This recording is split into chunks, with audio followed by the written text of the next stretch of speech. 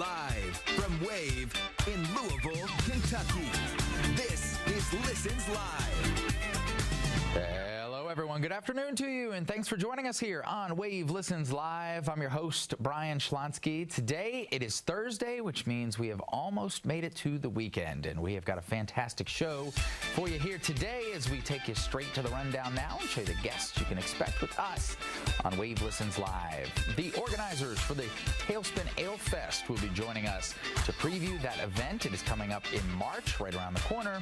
We'll have all the details for you, talk about how you can enjoy this great event. We also have the JCPS Adapted Sports Basketball Team, the Louisville Lightning, here to talk about their program and participating in the King of the Bluegrass Tournament. We'll get to sit down with some of the athletes coming up. But up first here today, it is Thought Snob Thursdays with Paula Swope.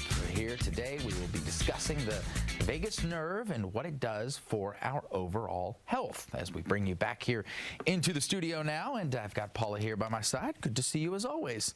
Absolutely. Thanks for having me again. Did I get that right? Is it the vagus nerve? The vagus nerve. Okay. I'm excited to dive into this here today. Before we do, let's talk a bit, kind of a good time to do an overview about what a thought snob is. Absolutely. So I'll start by saying SNOB is an acronym that stands for See New Objective Beliefs.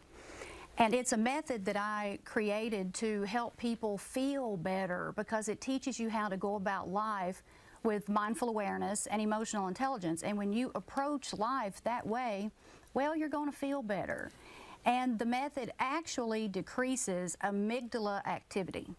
And the amygdala is that little almond-shaped structure in our brain that is responsible for negativity bias. We're wired toward negativity bias. That's why it's often easier to believe the bad over the good. And the Thought Snob method helps you to retrain your brain so that it will believe the good over the bad. And when you do that, you feel better and you heal. It's all about healing. And that's why I wanted to talk about the vagus nerve today. Perfect transition to do just that. Okay, for some of us who are novices out there, let's start with what it is and why this is so important to talk about for our overall health and well-being. I admit, when I first started studying at the Chopra Center, I had never heard of the vagus nerve. And I should have known a little bit more about my anatomy because we can use our bodies to heal. You know, our bodies are innately wired to heal. The vagus nerve is the longest cranial nerve in our body, and it connects our brain to our organs, and it's often referred to as the healing nerve because of its regulatory role in our involuntary functions. When we learn how to stimulate the vagus nerve, it helps us to relax, release stress, and it reduces inflammation. The health benefits are astounding. So now that we know that this is a good idea, it's something that we should be trying to do, let's talk about some of the benefits of activating it daily and how do we go about doing that? Sure. Living in America is a really fast-paced world. And when we get into the habit of staying in fight, flight, freeze, we keep that sympathetic nervous system turned on. What happens when we go day to day in that state, we build up chronic stress. And if chronic stress isn't interrupted and released, it turns into inflammation in the body. Inflammation is at the root cause of nearly every disease known to man. And if we don't alleviate inflammation, it will eventually manifest into physical sickness. And nobody wants that.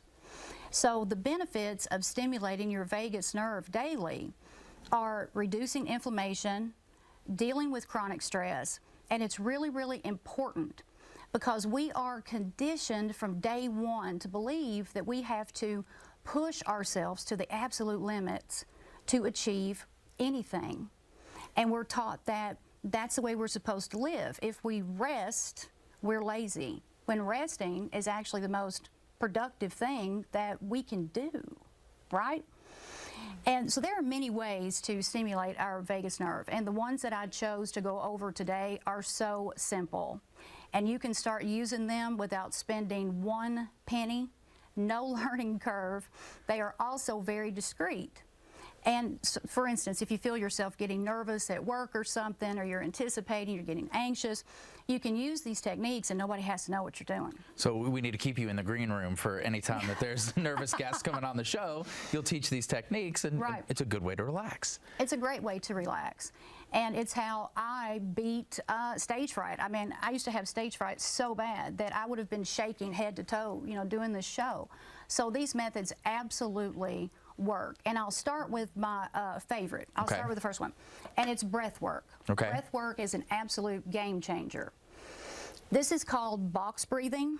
And what you want to do is inhale through your nose, exhale through your nose with this particular exercise.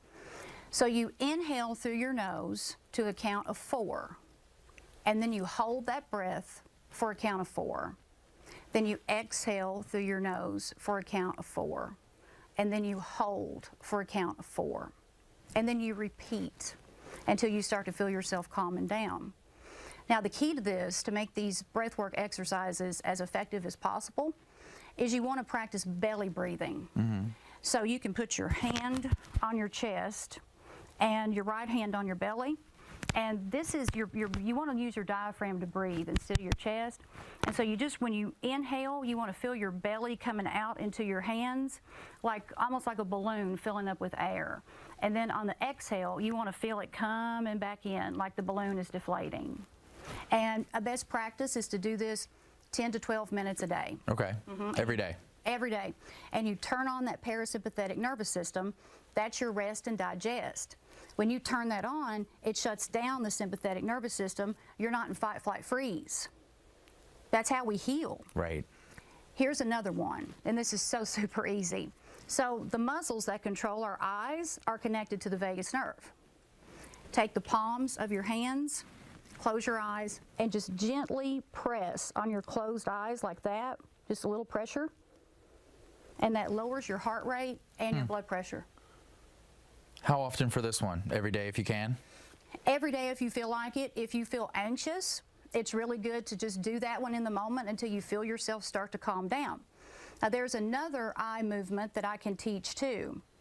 So you clasp your hands like this and then stick them out, and then you position them to kind of just cup the back of your head. And what you want to do is not move your head, just use your eyes. And so you center your eyes, and you're going to look to the left and hold that position for 30 seconds. After 30 seconds, center again, and then look to the right, hold for 30 seconds. After 30 seconds, center again. And you just keep doing that until you feel at ease. These are simple things that you can do, but if you incorporate them into an overall routine of wellness and trying to work on yourself, it's also going to be positive in a lot of different ways, maybe unintended. This is time we're spending away from screens or thinking about all the things that are holding over your head that you got to get done in a day, and this is time where you basically can shut all that out. You can only think one thought at a time. That's just a fact. I know it feels like it's more, but you can think one thought at a time. When you are mindful of your breath, and you always have your breath, you can actually use your breath to change your mind. And when you're doing breath work, well, you're not thinking about anything else but that. So yes, the health benefits are absolutely astounding. Well, we are thankful that you join us on Thursdays to share some of this information. Of course, we'll see you back here next Thursday. In the meantime, if anybody would like to get in touch with you, check out the book or any of your other resources, what's the best way to go about doing that? My website, paulaswope.com, is a one-stop shop for information. I'm all over social media. I strongly encourage you to check out my podcast, the Snob podcast, because I talk about these practices all the time on my podcast, how to improve your health and just overall well-being. All of it puts you in the driver's seat of your health. Paula, good to see you. Thanks for helping us heal and for being here with us. Absolutely. We'll see you next time. Yeah. All right. Well, stay with us here on Wave Listens Live. We have got 2 more great segments to go. Coming up next, we get to preview the Tailspin Ale Fest. It's coming up right around the corner in March. There's a chance for you to win tickets. We've got your details coming up next. The Wave Charlie Wilson's Jen Air Kitchen is furnished by Miller's Fancy Bath and Kitchen, Kentuckiana.